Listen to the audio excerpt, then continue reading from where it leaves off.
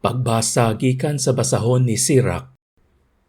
Kay ang Ginoo naghatag sa mga amahan sa gahom ibabaw sa ilang mga anak, ug hiyatagan ang mga anak sa katungdanan sa pagtahod sa ilang mga inahan. Kung tahuron ninyo ang inyong amahan, makabayad kamo sa inyong mga sala, ug kung inyong pasidunggan ang inyong inahan, nagtigom kamo og dakong bahandi. Kung tahuron ninyo ang inyong amahan, usa ka adlaw ni ana ang inyong kaugalingong mga anak maglipay kaninyo. Ang Ginoo magpatalinghog sa inyong mga pag-ampo. Kung tahuron ninyo ang Ginoo pinaagi sa pagpasidungog sa inyong amahan ug sa paglipay sa inyong inahan, magpuyo kamo og taas nga kinabuhi. Anak, atimana ang imong amahan inig katigulang na niya. Ayaw siya hatagi kaguol samtang buhi pa siya. Kaluy siya bisan kun angu-anguhon na siya. Ayaw siya tamaya tungod lang kay ikaw malig-on ug maayo paglawas. Ang Ginoo dili malimot sa mga kaayo nga imong gipakita ngadto sa imong amahan. Magtabang kini kanimo aron hibayran ang imong mga kasal-anan. Pagbasa gikan sa sulat ni San Pablo ngadto sa mga taga-Kolosas. Mga igsoon, kamo ang katawhan sa Dios. Gihigugma kamo niya o gipili aron maiya. Busa, kinahanglan nga magmaluluyon kamo, magmahigugmaon, magmapaobsanon, magmaanghop, ug magmapailubon. Pagtinabangay o pagpinasayloay kamo, kung duna kamoy mulo, batok kang bisan kinsa kaninyo.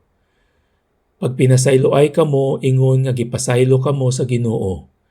Ug idugang niining tanan ang paghigugma nga maoy magbugkos sa tanan ngadto sa hingpit nga panaghiusa. Paharia sa inyong kasing-kasing ang kalinaw nga gikan ni Kristo, kay alang niining kalinawa gitawag kamo sa Dios aron mahiusa kamo diha sa usa ka lawas ug magmapasalamaton kamo. Papuy-a sa inyong kasing-kasing ang mensahe ni Kristo, uban sa tanang kabahandianon niini. Pagtinudloay o pagpahimangnoay kamo uban sa tanang kaalam. Pag-awit kamong mga salmo o balaang mga alawiton. Awiti ninyo ang Dios uban sa pasalamat diha sa inyong mga kasing-kasing. Busa bisag unsa ang inyong buhaton o isulti, himua sa ngalan sa Ginoong Hesus, uban sa pagpasalamat sa Dios nga Amahan, pinaagi kaniya. Mga asawa, sunda og tahura ang inyong bana, kay mao kini ang angay ninyong buhaton, ingon nga mga Kristohanon.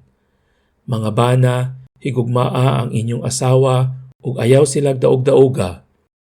Mga anak, pagmasinugtanon kamo kanunay sa inyong mga ginikanan, kay mao kanay makapahimuot sa Dios. Mga ginikanan, ayaw palaguta ang inyong mga anak, kay tingali unyag mawad-an silag kadasig. Pagbasa gikan sa Ebanghelyo sumala ni San Lucas. Miabot ang panahon nga si Jose ug si Maria magtuman sa seremonya sa paghinlo sumala sa gisugo sa balaod ni Moises. Busa gidala nila ang bata ngadto sa Jerusalem aron ihalad nila sa Ginoo. Mao kini ang nasulat sa balaod sa Ginoo. Ang tanang panganayng lalaki kinahanglang ihalad ngadto sa Ginoo. Miadto usab sila aron paghalad sumala sa gisugo sa balaod sa Ginoo, usa ka pares nga tukmo ug duha ka kuyabog nga salampati. Niining panahona may tawo nga nagpuyo sa Jerusalem nga ginganlag Simeon. Maayo siyang tawo ug mahadlokon sa Dios ug nagpaabot sa kaluwasan sa Israel. Naguban kaniya ang Espiritu Santo ug ipasaligan siya sa Espiritu Santo nga dili siya mamatay hangtod makita niya ang Mesiyas nga gisaad sa Ginoo. Minanduan sa Espiritu, misulod si Simeon sa templo. Sa gidala na si Jesus sa iyang mga ginikanan ngadto sa templo, aron didto himuon kaniya ang gisugo sa balaod, gikugos ni Simeon ang bata ug nagpasalamat siya sa Dios. Karon Ginoo, kay imo namang gituman ang imong saad, itugot mo na ang imong sulugoon, muhalin nga malinawon. Kay sa kaugalingon kong mga mata, Nakita ko ang imong kaluwasan nga imong giandam atubangan sa tanang katawhan, usa ka kahayag nga magpadayag sa imong dalan ngadto sa mga dili Hudyo ug maghatag sa himaya ngadto sa imong katawhan, ang Israel. Nahibulong ang amahan ug ang inahan sa bata sa pagkadungog nila sa mga butang nga gisulti ni Simeon bahin kaniya. Unya nanalangin si Simeon kanila ug miingon kang Maria nga inahan sa bata. Kining bataa gipili sa Dios alang sa kalaglagan ug kaluwasan sa daghang mga tawo sa Israel. Mahimo siyang ilhanan gikan sa Dios nga supakon sa daghang mga tawo ug tungod niini madayag ang ilang mga tinaguang hunahuna.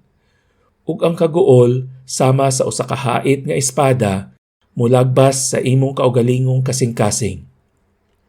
Dito'y usa ka babayi nga propeta nga ginganlag Ana, anak ni Panuel, sa banay ni Aser. Usa siya ka babayeng tigulang na nga minyo sulod sa 7 ka tuig ug unya nabalo sulod 8 na ka tuig. Wala gayud siya mobiya sa templo, adlaw ug gabii nagsimba siya sa Dios, nagpuasa ug nagampo. Niadto gayong taknaa miabot siya ug nagpasalamat sa Dios ug misulti bahin sa bata ngadto sa tanan nga nagpaabot nga ang Dios motubos sa Jerusalem. Tapos matuman ni Jose ug Maria ang tanan nga gisugo sa balaod sa Ginoo.